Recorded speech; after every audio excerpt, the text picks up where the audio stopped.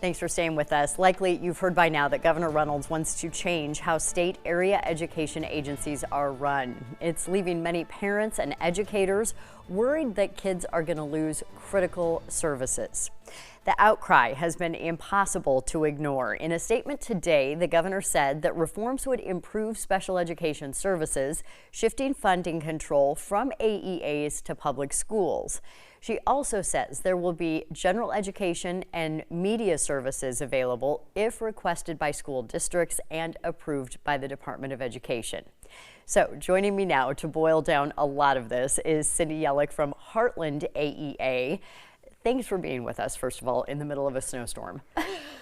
You know, we really are excited to get to talk about our services and what we do for kids, so it was worth the drive in. Okay, good. So this has been in the headlines now for a few weeks, and I think to a lot of our viewers, when we talk about this, it sounds like white noise, like gobbledygook, because they don't understand what AEAs do. So just, it's a lot, but lay it out for people. All right, so AEAs receive funding in three broad areas. It's special education, and I think that first area is the one most people are familiar with or have some familiarity. We actually can start working with a family when a baby is born if they're spending time in the NICU.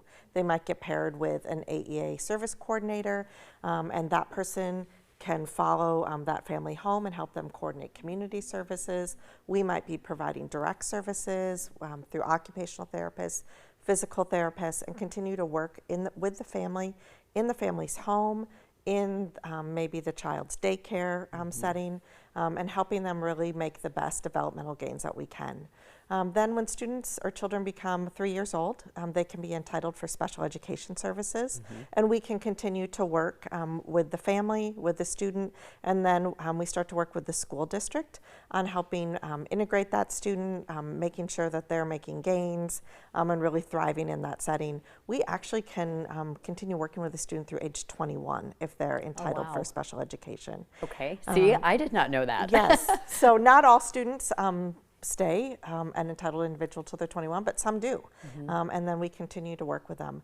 And in that area, AEAs work with schools and school districts, helping teachers figure out the appropriate goals for individual students, what instructional strategies to use. But we also provide direct services, speech language pathologists, occupational therapists, physical therapists, audiologists, audiometrists, teachers of the deaf and hard of hearing, orientation mobility, braille services. So it's a pretty wide array of services for students that are in special ed. Yeah.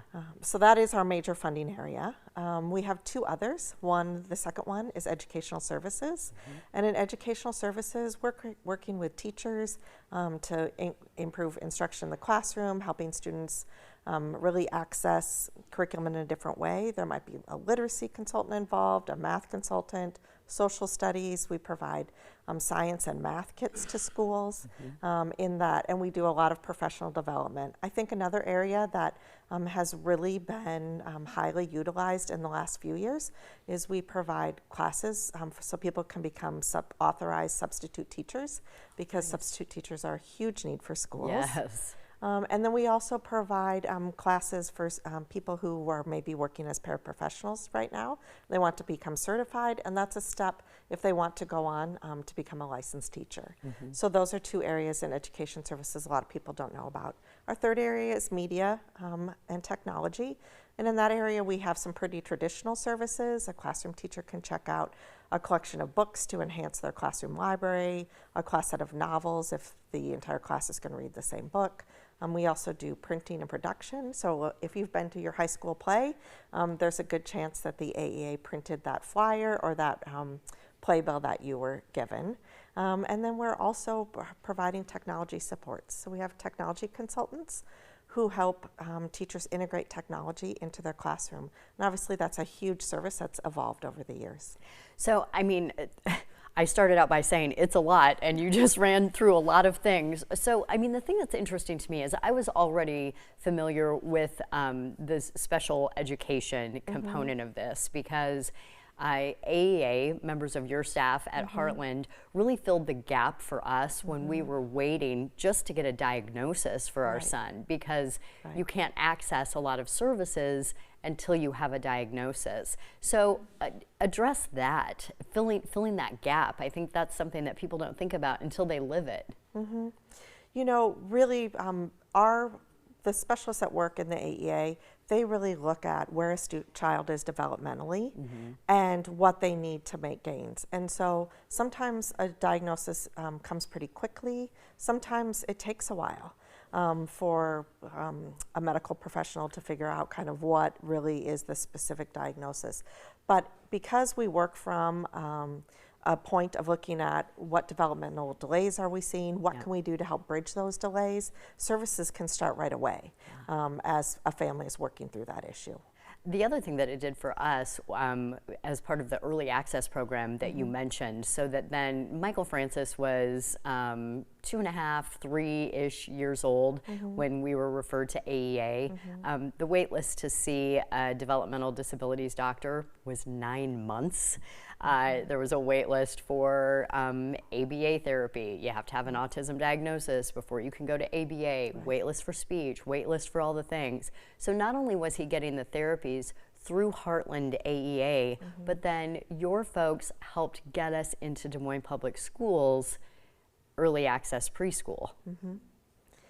And that is really an outstanding opportunity for children at a young age to be able to access a preschool that is ready to understand them as a learner and help support them and help them thrive.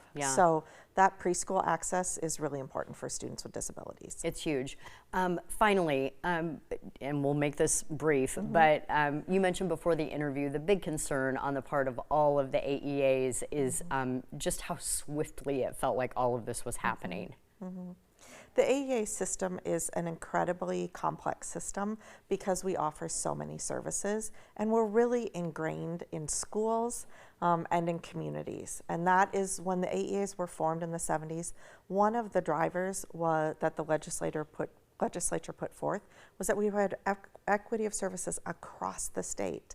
And so it's really important for us to be thoughtful about how would a major change like this impact children, families, educators, no matter where they are.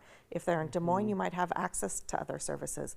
But if you're out in Sigourney, you might not have that same access. So a concern of ours is that we be really thoughtful and make sure that no child, no school, no educator, no family goes without a critical service that is going to help their child thrive. Yeah. Okay, Cindy, I could chat with you a long time about this. I appreciate your time. This is a topic we're going to be hearing a lot about. Okay. Thank you so much today. Yeah.